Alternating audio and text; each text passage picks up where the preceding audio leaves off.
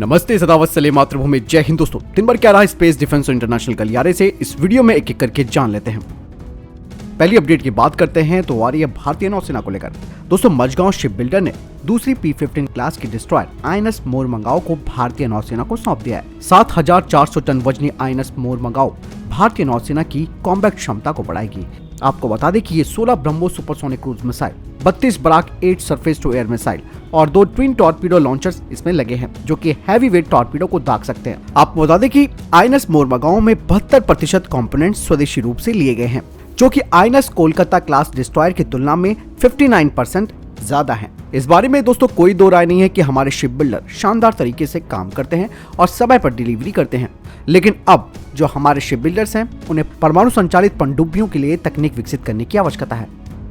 बढ़ते हैं अगली अपडेट की तरफ। दोस्तों, कल भारत की स्ट्रैटेजिक फोर्सेस कमांड ने अग्नि 3 इंटरमीडिएट रेंज बैलिस्टिक मिसाइल का परीक्षण किया, जो कि रूटीन यूजर ट्रायल था, ताकि चीन और पाकिस्तान के कान खड़े किए जा सके। अग्नि 3 ने परीक्षण के दौरान अपनी निर्धारित सीमा को प्राप्त किया और ये टेस्ट सफल रहा। अग्नि 3 इसकी रेंज 3000 किलोमीटर है और ये 1.5 टन के पेलोड को ले जा सकती है। बढ़ते अगली अपडेट की तरफ। दोस्तों, रॉयल मलेशियन एयरफोर्स के द्वारा 18 लाइट कॉम्बैट एयरक्राफ्ट के टेंडर में हुई गड़बड़ी को देखते हुए चाइना ने कंप्लेन कर दी थी और इस शिकायत के बाद मलेशिया की एंटी करप्शन कमीशन ने इस टेंडर के ऊपर जांच शुरू कर दी है।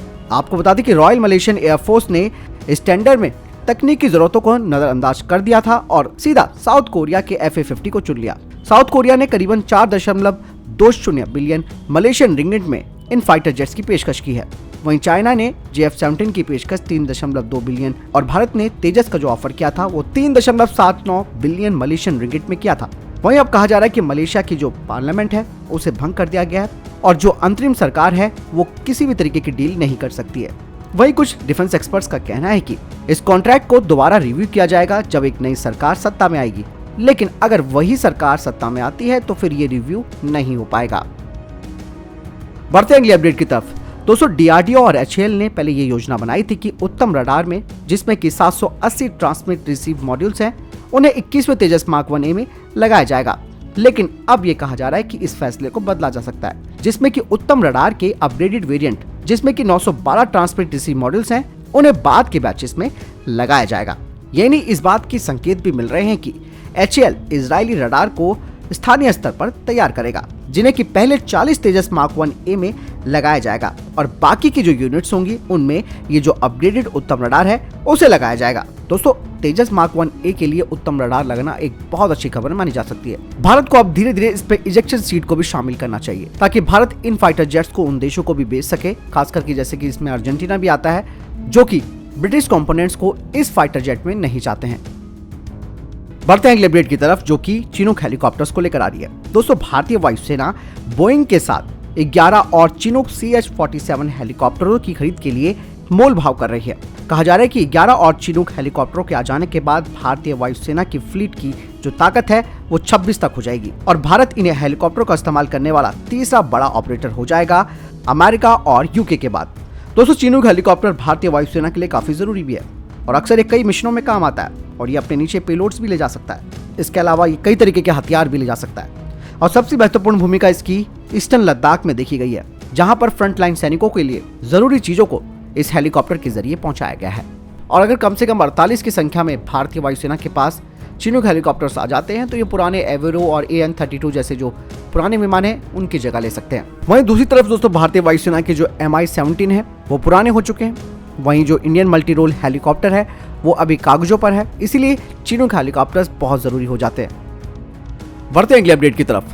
दोस्तों, एयर इंडिया ने UK आधारित स्काईटेक AIC को चुना है अपने बाकी के जो एक्स बोइंग 747 एयरक्राफ्ट हैं उन्हें बेचने के लिए। दरअसल दोस्तों, बोइंग 747 एयरक्राफ्ट इंजन निर्माताओं के लिए फ्लाइंग टेस्ट बेड के लिए बहुत ही पसंदीदा विमान माना जाता है, क्योंकि रोल्स रॉयस हो, प्रैट एंड विटनी हो या फिर जनरल इलेक्ट्रिक, ये सभी इंजनों के परीक्षण के लिए बोइंग 747 का इस्तेमाल करते हैं।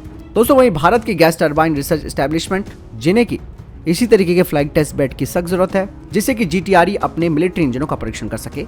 ऐसे में दोस्तों, ये भारत के लिए भी एक अच्छा विकल्प हो सकता है अगर भारत इन एक्स एयर इंडिया एयरक्राफ्ट को खरीदे, क्योंकि ये भारत में आखिरी के बोइंग 747 एयरक्राफ्ट बचे हैं। इसके अलावा दोस्तों, इस बोइंग का इस्तेमाल भारत न केवल फ्लाइंग टेस्ट बेड में बल्कि इन्हें कार्गो वेरिएंट में भी बदलने के लिए कर सकता है। बोइंग 747 एक स्ट्रैटेजिक एयरलिफ्टर हो सकता है। बढ़ते हैं अगली अपडेट की तरफ। डीआरडीओ मिसाइलों के रेंज बढ़ाने के लिए अलग अलग सॉलिड रॉकेट मोटर्स को विकसित कर रहा है और थ्रोटल कंट्रोल आधारित सॉलिड रॉकेट मोटर को अभी तैयार किया जा रहा है। और दोस्तों, हाइब्रिड रॉकेट मोटर को इसरो पहले ही विकसित कर चुका है। अब डुअल पल्स मोटर के बाद 3 पल्स सॉलिड मोटर का विकास शुरू हो गया है। बढ़ते हैं अगले अपडेट की तरफ। दोस्तों, बीडीएल ने एक और मील का पत्थर हासिल किया। कहा जा रहा है कि आकाश मिसाइल बूस्टर को 50 ton state of the art test facility में बीडीएल के द्वारा आयोजित किया गया और ये भारत डायनेमिक्स लिमिटेड का 100वां स्टैटिक टेस्ट था। और इस state of the art facility में पुरानी विंटेज मिसाइलों का बैच क्वालिफिकेशन के अलावा पुरानी मिसाइलों के लाइफ एक्सटेंशन यानी कि उनके जीवन के विस्तार परीक्षण के लिए इस सुविधा का इस्तेमाल किया जा सकता है। बढ़ते हैं अगली खबर की तरफ। तिब्बत में दोस्तों चाइना एक बड़ा हेलीपोर्ट बना रहा है। उत्तरी तिब्बत के गोलमुद में एक विशाल हेलीपोर्ट का निर्माण किया जा रहा है और इसकी सैटेलाइट तस्वीरें सामने आई हैं। इस हेलीपोर्ट में 63 हैंगर हैं। इसके अलावा तिब्बत के अलग अलग हिस्सों में छोटे छोटे हेलीपोर्ट्स का एक नेटवर्क भी स्थापित किया जा रहा है, जिसमें कि रोहतक, गेरजे, न्यामा और सेनी शामिल है। दोस्तों, चाइना के पास अब अधिक शक्तिशाली इंजन और अधिक ऊंचाई पर उड़ान भरने की क्षमता वाले हेलीकॉप्टर्स आ चुके हैं, जिनमें कि J-20 हेलीकॉप्टर है। वहीं चीन लद्दाख, अक्साई चीन और पूरे तिब्बत पठार में अपने हवाई अड्डों और सड़क नेटवर्क का भी विस्तार कर रहा है। और ये जो बेहतर सड़कें चाइना बना रहा है वो अरुणाचल प्रदेश के सुदूर गांवों को जोड़ेगी, जो कि भारत चीन सीमा से ज्यादा दूर नहीं है। बढ़ते हैं अगली अपडेट की तरफ। दोस्तों, पहला Franco Indian Germany military exercise 2024 में आयोजित की जाएगी, जिसमें कि तीनों देश भाग लेंगे। आपको बता दें कि जर्मनी ने हाल ही के महीनों में चीन पर अपनी निर्भरता को कम करने के लिए कई महत्वपूर्ण क्षेत्रों में काम करना शुरू कर दिया है और भारत के साथ फ्रांस और जर्मनी का आना कहीं ना कहीं चीन को भी जवाब देने की एक रणनीति मानी जा रही है। वहीं दूसरी तरफ जब हथियार खरीद की बात आती है तो भारत दुनिया के सबसे बड़े हथियार खरीदारों में से एक है। वहीं दूसरी तरफ जर्मनी की अगर बात करें तो किसी तीसरे देश को हथियार या फिर हथियार टेक्नोलॉजी बेचने की बात जब उनके सामने आती है तो जर्मनी की जो वर्तमान सरकार है वो ऐसे में बेहद रिस्ट्रिक्ट है। हालांकि अब चीजें काफी कुछ बदल रही है, ऐसे में इसका फायदा भारत को मिलेगा। बढ़ते हैं अगली अपडेट की तरफ। दोस्तों, फ्रांस के रक्षा मंत्री इस महीने के अंत में भारत में आएंगे और कहा जा रहा है कि वे मुंबई के तट पर विमान वाहक पोत आइनस विक्रांत पर भी सवार होंगे। भारतीय नौसेना वर्तमान में फ्रांसीसी विमान निर्माता डसॉल्ट एविएशन के राफेल एम और अमेरिका आधारित बोइंग के FA-18 सुपर हॉर्नेट का आकलन कर रही है ताकि रूसी मूल के MiG-29 विमानों को हटाया जा सके और घटते बेड़ों की संख्या को पूरा किया जा सके। वहीं राफेल एम और सुपर हॉर्नेट दोनों ने इसकी जंप प्लेटफॉर्म से उड़ान भरने की अपनी क्षमता को प्रदर्शित किया है और इस साल की शुरुआत में आप सबको मालूम है कि आइनस हंसा तट सुविधा पर इसकी जंप परीक्षण किए गए थे। राफेल एम और सुपर हॉर्नेट वर्तमान में फ्रांसीसी और अमेरिकी नौसेना के साथ सेवा में है। बढ़ते हैं अगले अपडेट की तरफ। 2021 में भारत के रक्षा मंत्रालय और अमेरिकी रक्षा विभाग ने रक्षा प्रौद्योगिकी और व्यापार पहल यानी कि defence technology and trade initiative DTTI ने एक परियोजना पर हस्ताक्षर किए थे, जिसके तहत air launch unmanned aerial vehicle को संयुक्त रूप से बनाया जाएगा भारत और अमेरिका के द्वारा। अब खबरें ये आ रही है कि पहले भारत अमेरिका सहयोग से एक air launch unmanned aerial vehicle को तैयार किया जाएगा, जिसे कि ट्रांसपोर्ट एयरक्राफ्ट C-130 और C-17 जैसे विमानों से लॉन्च किया जा सकेगा और इनका इस्तेमाल इलेक्ट्रॉनिक सपोर्ट जैमिंग मिशन के लिए किया जाएगा। कहा जा रहा है कि एक बार इन air launch unmanned aerial vehicles के बन जाने के बाद इनका इस्तेमाल इलेक्ट्रॉनिक सपोर्ट जैमिंग मिशन में किया जाएगा नेटवर्क सेंट्रिक वॉरफेयर क्षमताओं के साथ, और इनका इस्तेमाल मैन और अनमैन्ड एयरक्राफ्ट कर सकते हैं। इसके अलावा swamped air launch unmanned aerial vehicle को भी बनाया जाएगा अलग अलग पेलोड्स के साथ, जिनका इस्तेमाल इंटेलिजेंस, सर्विलांस और रिकॉग्निजेंस के लिए किया जाएगा। इसके अलावा इलेक्ट्रॉनिक वॉरफेयर में भी इसका इस्तेमाल हो सकता है और इनिशियल स्टेज पर यानी कि शुरुआती दौर में इन्हें मदरशिप के द्वारा रिकवर भी किया जा सकता है और इनका इस्तेमाल दुश्मन के ऊपर हमला करने के लिए नहीं किया जाएगा। बढ़ते अगली अपडेट की तरफ। भारतीय सेना जिस पर कोई शक नहीं करती उस पर बॉलीवुड के 3rd क्लास या 4th क्लास की अभिनेत्री अगर कमेंट कर दे तो वाकई में ऐसे लोगों को शर्म आनी चाहिए। हाल ही में दोस्तों ऋचा चड्ढा ने भारतीय सेना के उत्तरी कमान के प्रमुख लेफ्टिनेंट जनरल उपेंद्र द्विवेदी के एक बयान पर ट्वीट करके सेना का मजाक उड़ाया और उसके बाद तो आप ट्विटर उठा के देख लीजिए, एक के बाद एक जो जबरदस्त बेइज्जती इस हीरोइन की हो रही है, इस 3rd क्लास और C ग्रेड हीरोइन की, वो आप सामने स्क्रीन पर देख सकते हैं। बहुत सही तरीके से खींचा है लोगों ने, इसको बेइज्जती की है।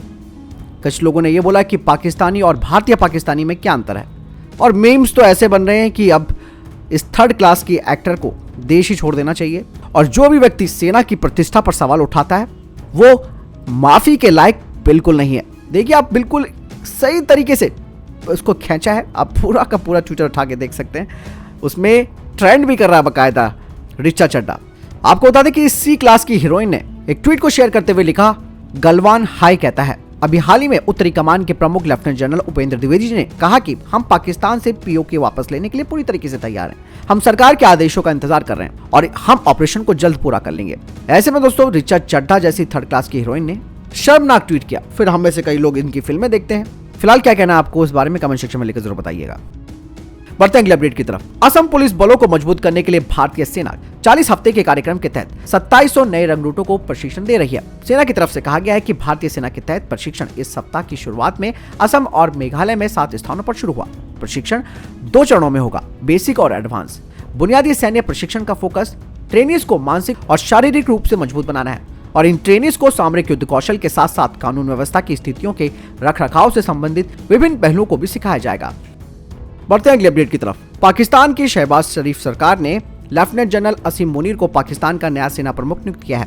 इसके साथ ही नए सेना प्रमुख को लेकर कई दिनों से चल रही अटकलों का दौर खत्म हो गया है।